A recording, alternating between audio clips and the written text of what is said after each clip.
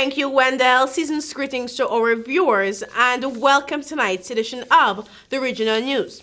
We start off in neighboring Brazil, where the country health regulator ANVISA said on Monday it had certified the production standards of CoronaVac, China's Sinovac-produced coronavirus vaccine candidate, which is being tested in Brazil.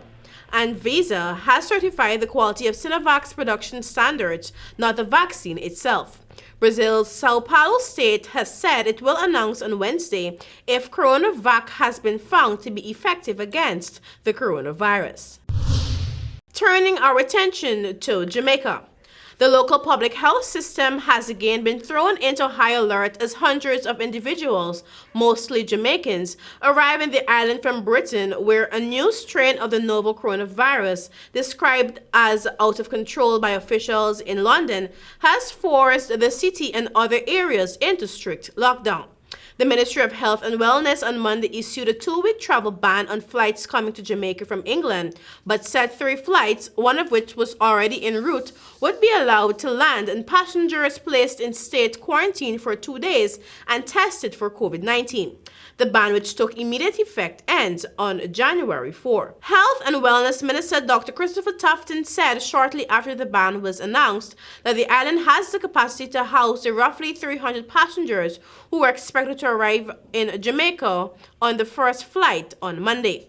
The remaining 2 flights, expected to arrive on a Tuesday, could bring up to 600 additional passengers, he said. Dr. Tufton explained that the coronavirus strain that has sent British authorities scrambling requires PCR testing. Jamaica joins a number of other countries from Europe to Asia that have blocked flights originating from the UK. British Prime Minister Boris Johnson chaired a Cabinet Office Briefing Room Emergency Committee on Monday to discuss the crisis. And turn our attention to the island of Trinidad and Tobago. The island's Prime Minister Dr. Keith Rowley is asking where did the money go when it comes to aid from the U.S. to assist the Venezuelan migrants. That's in response to a statement issued over the weekend by the U.S. Embassy in Port of Spain, in which it defended its sanctions against Venezuela, saying it was against the Nicolas Maduro regime and not the people.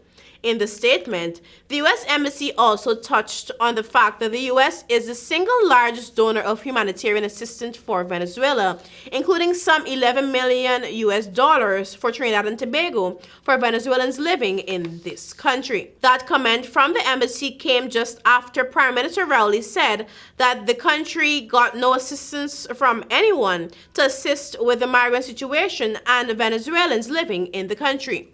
When asked about his thoughts on the U.S. Embassy's statement, Prime Minister Rowley said, and I quote, "Just bear in mind that someone or bodies are getting and have received $77 million for this purpose," end of quote. The U.S. Embassy also clarified that there are no restrictions on the importation of food and medicine, but the Maduro used Venezuela's revenues to buy Russian weaponry instead. And finally, coronavirus has reached the Antarctic continent, which had so far been free of COVID-19.